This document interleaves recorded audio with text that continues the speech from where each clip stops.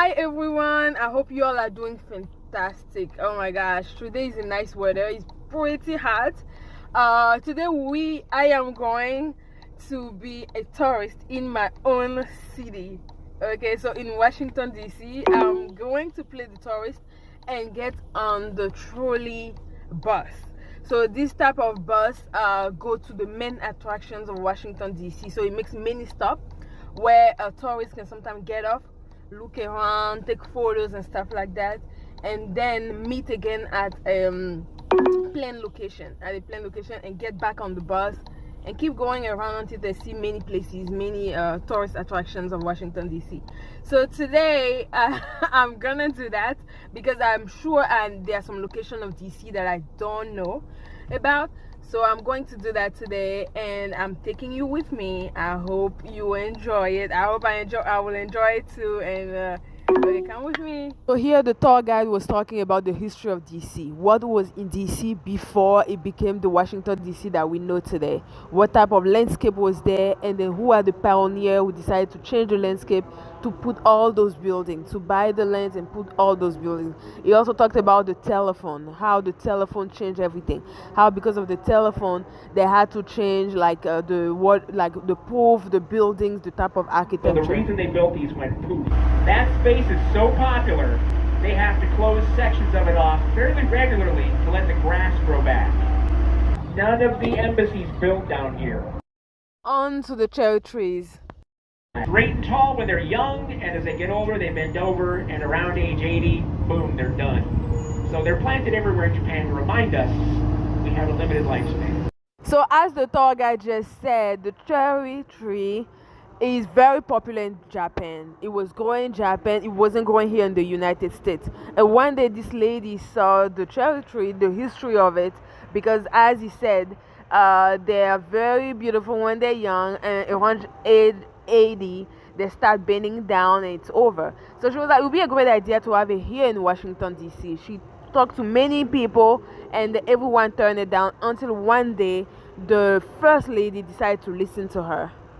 So the first lady at the time asked expert if the cherry tree could grow here in the United States with the climate that we have here. So they said yes, definitely. So the mayor of Tokyo heard about that and said, you know what, I'll send you a gift of bags of cherry tree seeds. And then that's what happened, and they brought it here, and yeah, that's how we have cherry tree all around Washington DC. You can go anywhere in Washington, D.C., and there's a cherry tree thanks to that very generous gift. As you can see, part of the National Mall is very ideal for having a picnic, and it's also close to the National Harbor, which is a very fun place to hang out. So far, so good. So I'm learning a lot about Washington DC right now. And so the tour guide talked about the different monuments. He gave a little history about the monuments, about the museums, because we have so many museums here in Washington DC. So it was a great learning experience. Here the tour guide, this is the bus I hopped in, the trolley bus. The tour guide gave us about 20 minutes break so we could come here to this Lincoln Memorial, and they have bathroom here. So in case you come to the Washington Mall, you can stop here and use the bathroom inside. So there's just a public bathroom for everyone. But it was just a beautiful view.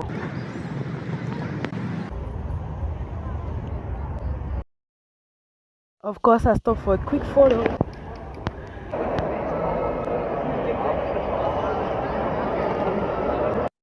As you can see, the National Mall is a great place to have a picnic. It's also very close to the National Harbor, which is a fun place to hang out. Around this area is the Martin Luther King Jr. Memorial. It's very beautiful, definitely Instagrammable. I couldn't record it, but it was beautiful.